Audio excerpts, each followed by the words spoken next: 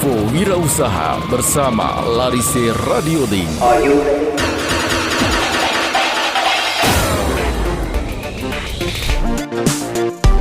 Assalamualaikum warahmatullahi wabarakatuh. Halo Sobat Larise Radio, ketemu lagi bareng saya Sofyan di program Info Wirausaha. Program yang selalu setia menemani Sobat Larise dengan ceria, inspirasi dan tips praktis seputar dunia usaha, khususnya buat para pelaku UMKM.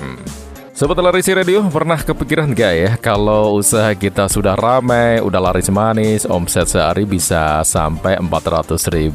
Apa itu tandanya udah waktunya buka cabang baru? Misalnya jualan es doger sehari dapat 400.000. Wah, kedengarannya gede ya.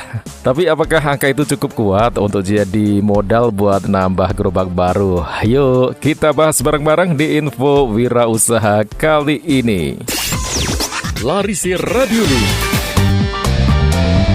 Larise Radio Link. Larise Radio Link. Radionya para wirausaha.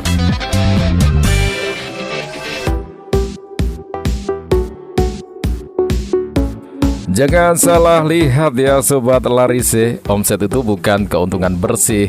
Dari 400.000 masih harus dipotong bahan baku, kelapa muda, tape, ketan, susu kental manis, es batu. Belum lagi operasional kecil-kecil yang suka lupa dicatat. Bisa jadi sisa bersihnya cuma 150.000.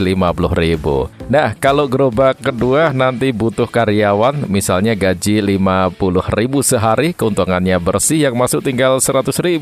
Jadi jangan buru-buru tergoda angka omset. Yang paling penting hitung dulu berapa untung bersih yang benar-benar kita pegang. Sobat Larise, mari kita lihat gerobak pertama ya. Sudah maksimal belum performanya? Banyak pelaku usaha tergesa-gesa buka cabang, padahal gerobak pertama masih bisa ditingkatkan. Caranya gimana? Tambah varian menu es doger klasik ditambah topping boba, Oreo, atau buah segar. Perbaiki layanan, ramah, cepat, bersih, atau coba perpanjang jam operasional. Kadang trik-trik sederhana ini bisa bikin omset naik tanpa harus keluar modal besar. Sobat Larise Radio, jangan lupa satu hal ini ya, ekspansi. Berarti kita harus cari orang yang bisa dipercaya. Ini gak gampang, kita butuh karyawan yang bukan cuma bisa bikin es doger, tapi juga jujur sama uang, sabar menghadapi pelanggan, dan menjaga rasa tetap konsisten. Kalau salah pilih orang, wah bisa bahaya, gerobak sepi, pelanggan kabur.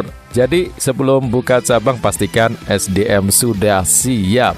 Lalu soal lokasi Sobat Larise, ini penting banget ya. Lokasi ibarat jantungnya usaha. Nggak peduli rasa seenak apapun, kalau lokasinya sepi ya tetap aja gerobak nggak jalan.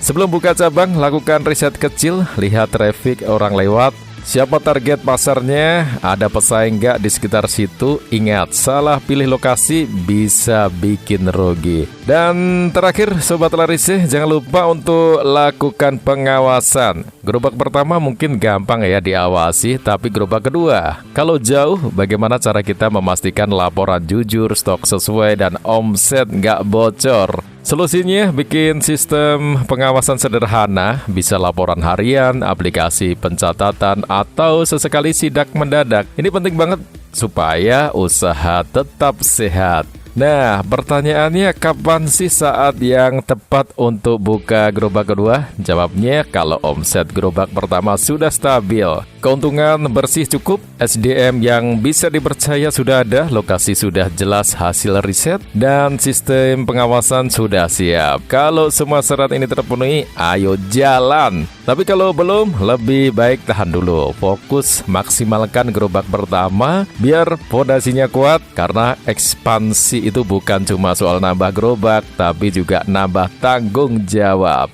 Jadi Sobat Larise Radio, ingat ya, bisnis itu seperti merawat tanaman. Nggak bisa buru-buru, harus sabar, dirawat, baru kemudian tumbuh subur. Kalau fondasi kuat, insya Allah ekspansi pun lebih mantap. Info Wirausaha bersama Larise Radio Link.